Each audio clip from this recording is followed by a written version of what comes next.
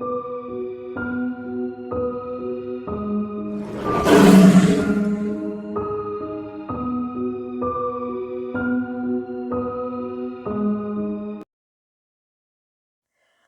stared down at the sink in my kitchen sink, contemplating on what I had just seen. The episode so far had really began messing with my head, and there was still quite a bit left to it with to go. Before I finished it, as for what I thought about it, well, I could definitely say my emotions were regarding it are mixed. But overall, the episode's nature of itself really shocks me. I mean, could Nickelodeon have been thinking when they made this episode? While I already knew the plot of the episode wasn't Hartman's, since he told me that himself, I was still very baffled and shocked that they even would consider making a Fairly Odd Parents episode with such dark, graphic, and disturbing content like that.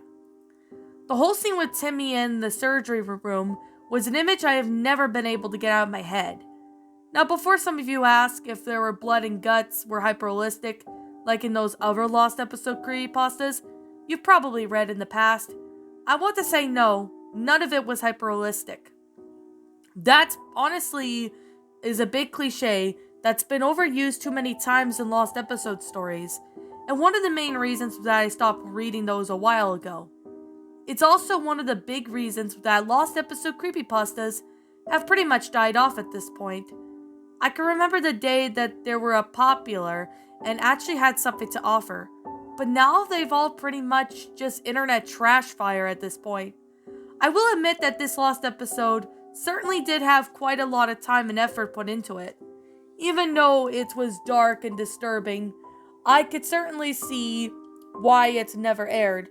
That probably a very good thing, given the nature of the episode. For one, the situations and the content are too graphic, violent, and gruesome for younger audiences, not to mention the inclusion of strong language as well. In fact, I'm surprised that this episode only got a TV-14 rating, as most shows contain on a such mature level, they're usually given a TVMA rating. Seeing Timmy actually use foul language was definitely shocking, and not something I saw coming. But given everything he went through thanks to Vicky, I honestly wasn't too surprised any longer. I had been in Timmy's place. I've done mostly the same thing. Also, that one scene where Timmy went absolutely batshit crazy and mauled Vicky like a wild beast actually felt satisfying to me. I had always hated Vicky the most since she was such a sadistic bitch who always got away with everything she did to Timmy in the past episodes. And seeing her getting their beaten of her life really made me some justice that had been done. Despite it being twisted as it was, I decided right there to finish the episode the next day since it was a Saturday. I was already tired from watching so much of it already. It had been around 8 p.m. when I started to watch the episode, and now this was the past 9 a.m. I also made a note to watch the rest of it the next day. My parents would be out on their anniversary in Vegas, which meant that I had the house to myself.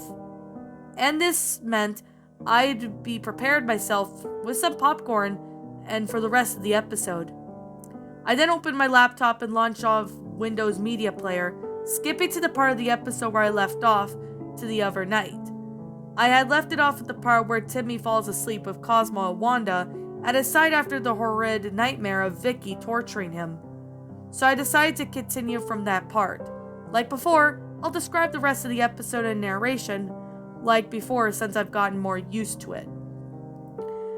Timmy had woken up by the sound of his mother calling his name. He opened his eyes and saw his mother standing next to his hospital bed, tapping him.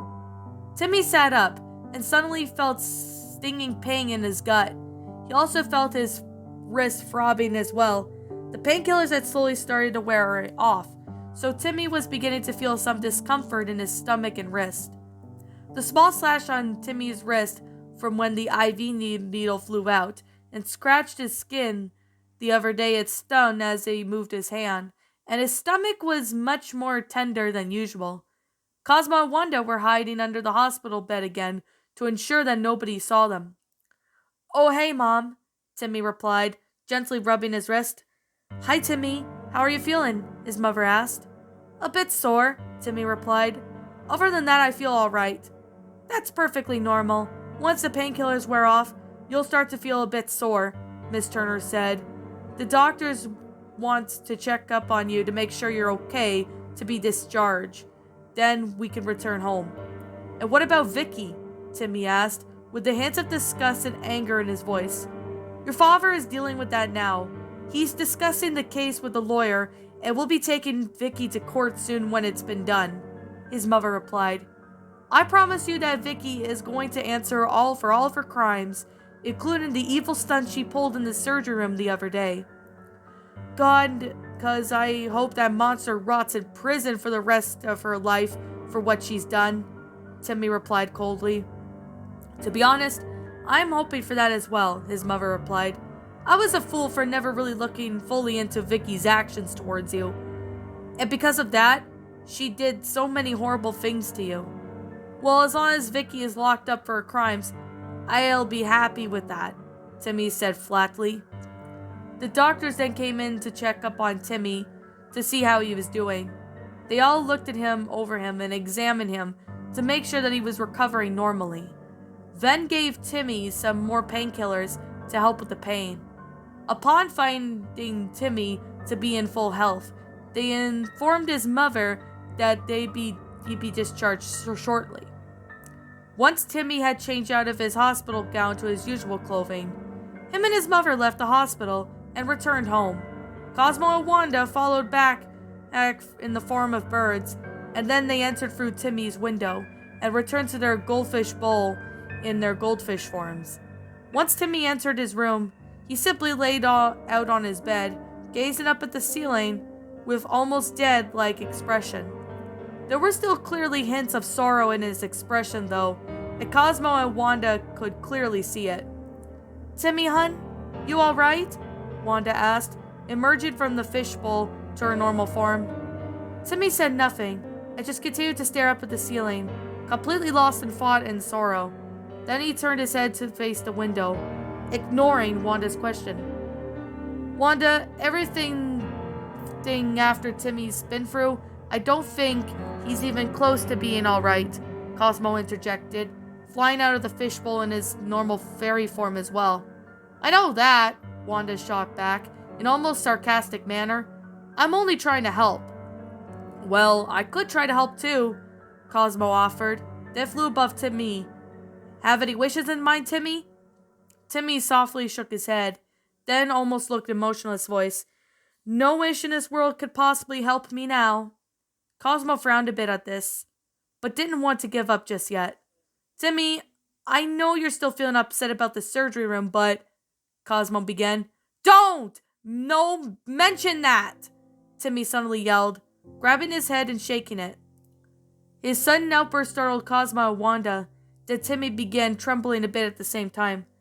No, I don't want to remember it. I don't want to remember," Timmy whimpered, his emotions clearly unstable. "Cosmo, stop bringing that subject up. Can't you see how upset that makes him whenever he's reminded of that?" Wanda scolded harshly. "Sorry, I didn't mean to," Cosmo apologized. No, Timmy whimpered, now hugging himself. "The pain, it hurt." Timmy, hun," Wanda said, flying down to Timmy. "Listen to me, Timmy. Don't think about what happened there. You don't need to worry about it anymore. Do you understand what I'm saying, hun?" Timmy turned his head to face Wanda, which now had an expression of both fear and dread, and there were tears running down his face. Timmy slowly nodded, but his sorrowful emotions did not waver. "Oh, kiddo," Cosmo said sadly, glancing at Wanda. "Wanda, I know what the rules say, but is there any way we can erase the memories of what happened back in the hospital from Timmy's mind?" "Cosmo, you know we can't do that," Wanda replied sternly. "As tempted as I am to do it, I don't want to risk having to abandon Timmy because we decided to break the rules. If that were to happen, I don't know how Timmy will be able to recover from this." As much as I hate to say it, I don't know if Timmy will be able to recover from it at all of what happened, Cosmo said sadly. His mental states had really scared badly and had scarred him badly from what he had experienced. Even so, I don't want to risk breaking the rules. We'll just have to find another way to help Timmy cope with what happened, Wanda replied firmly. Before Cosmo could respond, the sound of Timmy's doorknob turning could be heard across the room. The two fairies quickly flew back to their goldfish bowl in their fish forms as Timmy's mother entered the room. Timmy turned his head over to see who entered, still trembling. Timmy, you doing all right? I heard you yelling in here. Were you speaking to someone? Timmy's mom asked. Timmy simply shook his head and then simply said in a shaky voice, No, I don't. He broke down in tears again as he remembered from that nightmarish moment in the surgery room and his nightmare of Vicky murdering his fairy godparents and his other friends than Timmy himself. Timmy had tried so hard to convince himself that everything would be fine and that he'd be able to finally get closure now that Vicky was in the police custody. But he knew that he had only been fooling himself. Every time Timmy saw objects or heard sounds related to his surgery, he would be gripped with the pure terror and fear, and sleeping at night proved that to be almost impossible without being gripped with the horrible nightmares. It was slowly eating away at Timmy's sanity, which now slowly reaching a breaking point. I can't get what happened down in my head, Mom. I want to forget it all, but I can't, Timmy whimpered. His mother embraced him, trying to comfort him as best as she could. Cosmo and Wanda simply gazed over at the scene with saddened expressions on their faces. I know, Timmy, his mother said, hugging him. I can't even begin to imagine how horrible it was to experience what you went through back there at the hospital. But I promise you that me and your dad are going to do whatever it takes to help you get over it. It'll take a long time, no doubt, but I believe that in time you'll recover from this trauma at all. I keep having nightmares, Mom, Timmy sniffled. They all involve Vicky killing me, and you as well. I can't sleep because of it. Timmy trembled upon hearing that horrible nightmare he had the other night, and quickly shoved it out of his mind, trying hard not to think about it. Sweetie, I promise that Vicky won't hurt you anymore, Timmy's mother smoothed, hugging him closer to her. If anything, she'll probably end up in prison for a long time after the court sees the evidence of her crimes. Will I have to appear in court with Vicky there? Timmy asked fearfully. Yes, most likely, his mother said. You'll need to provide yourself some testimony to the judge once the evidence is shown, and me and your father will be there as well. I know you don't like being around Vicky, and I can understand why, but your testimony will put her away in prison. Timmy didn't really want to see Vicky again after everything she had done to him. He hated her every existence, and just looking at her in prison filled him with rage, fear, and hatred. Timmy was also deathly afraid of Vicky, now due to the fact that what she did to him at the hospital, and just the thought of going near Vicky again made his blood turn to ice. As much as he didn't want to have anything to do with that monster ever again, Timmy knew that it would be necessary in order to have her locked up for good. When are we going to the courthouse? Timmy asked. Tomorrow, his mother replied, and I promise you right now that Vicky won't be able to touch you while we're there. She'll most likely be in handcuffs, and even if she isn't, the guards will stop her if she tries lashing out at you. Timmy felt a little better at the thought of Vicky in cuffs, but was still very uneasy about being around her and all. However, Timmy knew that sooner he gave his testimony, the sooner Vicky will be convicted and sent to prison for her crimes. All right, I'll do it, Timmy replied, wiping tears from his face. His mother embraced him tightly, then said, Timmy, I am truly sorry for all of those times me and your father didn't believe you when you told us that Vicky had been doing. If I hadn't been so naive and actually looked into consideration, what happened the other day could have been prevented. Can you ever forgive me? Timmy fought back all those times that his parents called him a liar and even ground him whenever he told him that Vicky had been bullying him. In all honesty, made Timmy feel upset and a bit angry as well. He wondered what could have happened if Vicky actually been caught years ago. And would she still have done what she did at the hospital? Timmy wasn't sure, but after everything that happened to him in the hospital, he couldn't think rationally due to his stress and ended up turning away from his mother with an angry expression on his face. How could I forgive you? You never once took me seriously, and now look what happened. Timmy snapped coldly. I know, his mother replied, her eyes tearing up. You have every right to be angry at me and your father for being so blind. Vicky has fooled us very easily with her deceptions, and we have never even once considered looking into it further. We simply just acted without thinking, and we're truly sorry. Timmy turned his head to face his mother, then said in a harsh voice, You should have thought about that before all this happened. You can't even begin to explain and understand how much pain I was in. Well, you get it. I was beyond horrible. I can't go anywhere without being reminded of what happened to me. I can't even sleep without having that horrible nightmares. He was now visibly angry, upon reflecting on everything Vicky had done to him since his parents first hired her as a babysitter.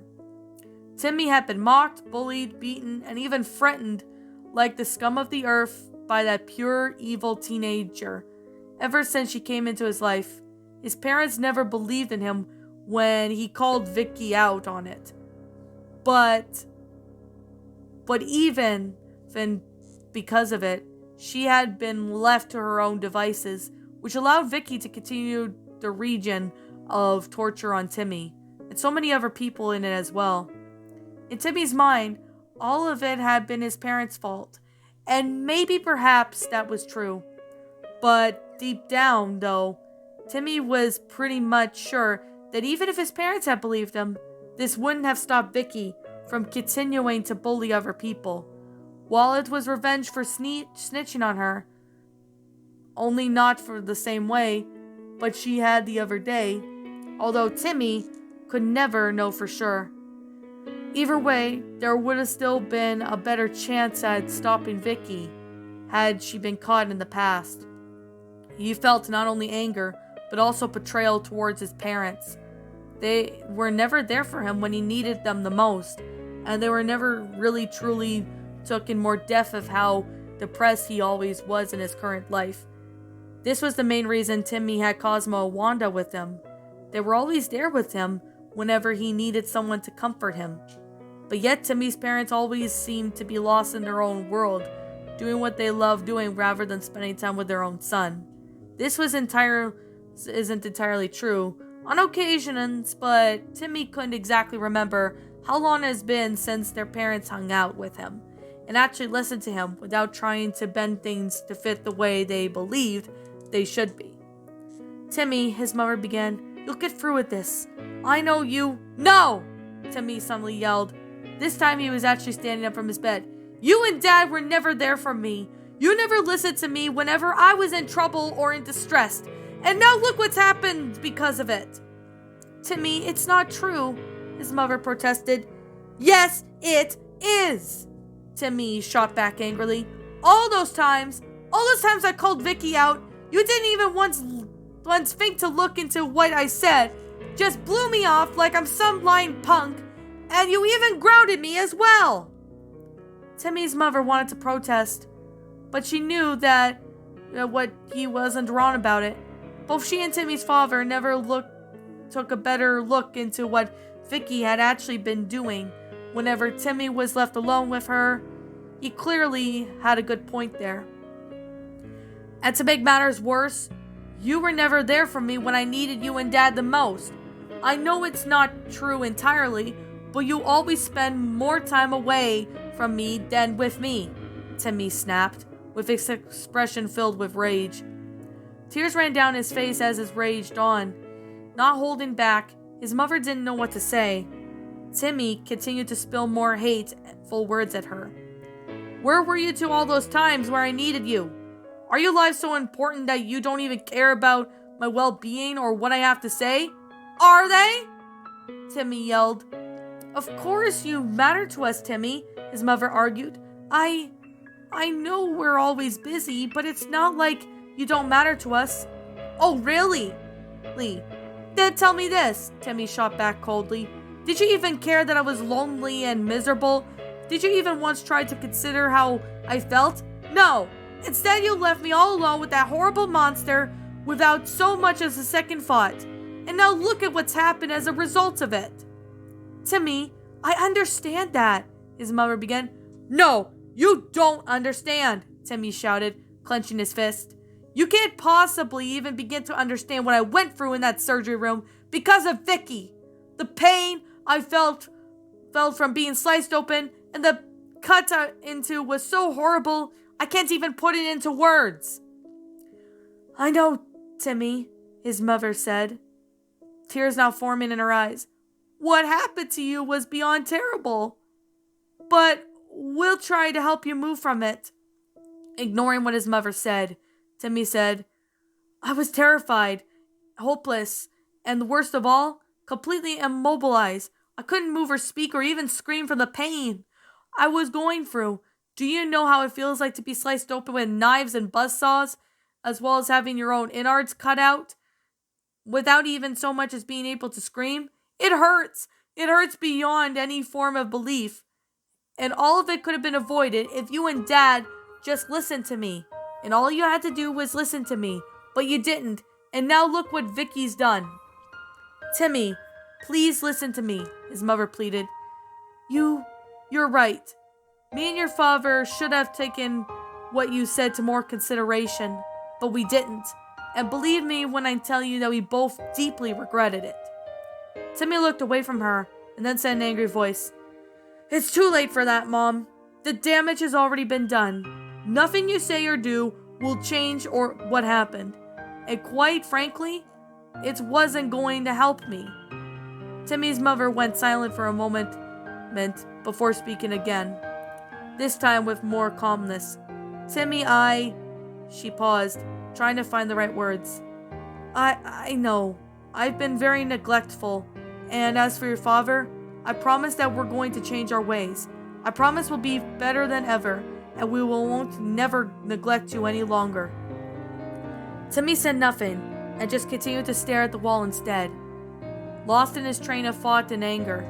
Timmy's misery and sorrow had all been slowly turned to anger, as he reflected for the past with Vicky, and his parents' naivety, while about taken for the reality to sink in. Timmy eventually had to come into conclusion just recently that his parents were mainly to blame for what had happened to him. Not just at the hospital, but after all those times before whenever Vicky was sent over to his house, and when his parents went out to do whatever it was they did, Timmy hated them. Hated Vicky and his life. Although Cosmo and Wanda had been there most of the time to help him, Timmy's life was still a miserable train wreck, thanks to his parents' neglect and Vicky's consistent bullying, which was the main reason why Cosmo and Wanda had been assigned to him as fairy godparents. But even if they can't help me this time, no one can, Timmy thought bitterly, upon remembering Wanda telling him that they couldn't erase his memories, all because of that horrible surgery gone wrong. Cosmo and Wanda had always been there to help him, to an extent depending on the rules, and it usually helped Timmy in many ways that they could make him joyous and happy. But this one incident that they couldn't help him with, all Timmy wanted was to forget all the horrors he faced in the surgery room. But that was the wish that his fairy godparents couldn't grant him. Because of this, Timmy would have to be truly miserable for the rest of his life. Timmy, please say something, his mother begged him. Timmy glared over at her and then said coldly, Leave me alone. I hate you, you and Dad. You both let that monster ruin my life, and it's all your fault. He then rolled over back, facing away from his mother, who looked heartbroken from hearing what Timmy had just said. She stood up and wiped tears from her eyes and stared towards the door, then glanced back at Timmy, with an expression of regret. I'm sorry, his mother replied, then left the room. Once she was gone, Timmy rushed over and roughly closed the door and locked it, then kicked it in a fit of anger. Shortly after, Cosmo and Wanda emerged from their bowl in their normal fairy forms, looking a bit upset. They had just heard everything that has been said between Timmy and his mother. They felt a bit unhappy about it. Timmy, that wasn't very nice, Wanda said unhappily. Your mother seemed very sorry for all the neglect that she's subject to you after all those years. Timmy kept his back turned to the two fairies, but spoke. Sorry doesn't cut it, Wanda, Timmy said calmly, but still with a hint of coldness and anger in his tone. I am sure she's sorry, but that doesn't make up for all the times that she and Dad had left me alone with Vicky. They didn't even care about my well-being, nor how I felt, and they even went off to do whatever I stuffed at the hands of Vicky, that heartless monster. All my life they neglected me and not even care what I wanted, which is the main reason you and Cosmo assigned to me. You're the only ones in my life that actually care for me.